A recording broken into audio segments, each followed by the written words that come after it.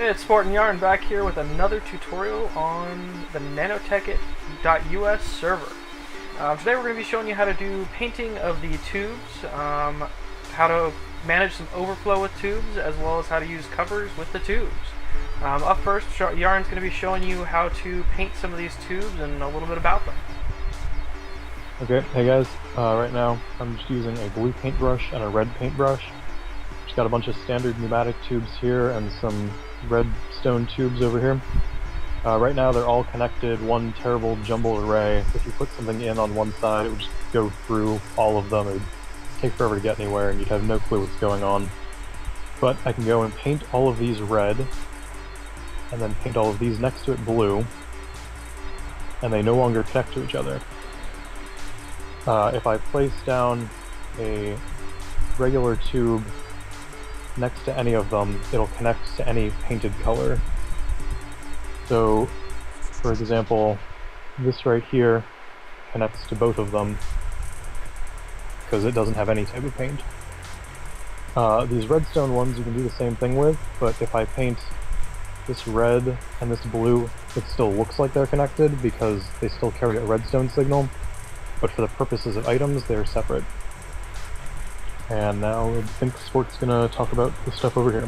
Now, painting can be useful for multiple things, not just separating the pipes. They're also used for sorters, filters, transposers, and whatnot. You can actually tell a filter to go down a specific colored pipe to its destination. Same thing with the sorters and everything else like that. So here we just have a basic setup of a filter pushing into a macerator. You'll notice that occasionally, let me go ahead and take some out so you can see what's going on here. What'll happen is you'll see a whole bunch of stuff go down this tube here into that macerator. Now the macerator is probably only macerating one time every 2 seconds. So there's a couple different ways we can manage this overflow. First is we can put in a restriction tube, which is what we mentioned before in the previous ones. Basically what you do is you take a restriction tube here, put it out there, and then you run it down directly to your condenser. And what that does is say when it bounces around, if it finds there's no valid destination, it'll come right down this restriction tube and then go right back into your condenser so you don't have that overflow. Now the other thing you can do is, since of course it does only manage to macerate one coal per 2 seconds, which is what our timers are limited to, at the lowest you can take a piece of coal and put one piece of coal in that filter. Now only one piece will shoot out of that filter now down into that macerator. If you find it's macerating 2 every 2 seconds, then go ahead and add one more piece. Now in here you can also see that this is where you change the color to what tube it's going to go to. You can change it to any color paint you have, and then it'll go down that tube directly to that color. Now you notice like changing colors in the tube will signify where they go. That's the basics on that overflow. Again, if we see overflow, we will take care of it in most cases. Now Yarn's going to show you a couple ways in the real purposes of that coloring and painting tubes, as well as how to use covers.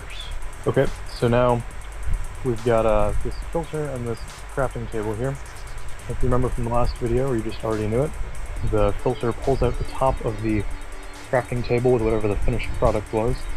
And so you wouldn't want that going back into the filter or the crafting table like it is right now. So you can get any type of cover, you can use a glass one, and put it on the sides of that, since the pipe doesn't fill up the entire block. And now it's not connected, and it'll just go into this condenser here. Now, practical use of painting, we've got these two filters set up next to each other, and we probably don't want them merging. So we'll have each one painted different colors, the pipes are separated. Now, when you're in the filter's inventory, like Sport just did over there, you can change the color. Since this one right here that I'm standing on has a red tube coming out of it, it will only let items which are colored red or don't have a color come out of it. So by default you're not going to have any issues because they don't have a color, so you can go ahead and paint away. Just keep that in mind if you are trying to make an advanced system where you have something like chest, and you could have a filter come out of it. It's facing the right way. It's not. There we go. Then you have a center pipe there. You could have another one there. And so you could have both that and that painted a color. This is a pretty impractical use, but both of those could then use this center pipe even if this was painted red and this was painted blue. I've come across a few times where I would need that, but it's not very often.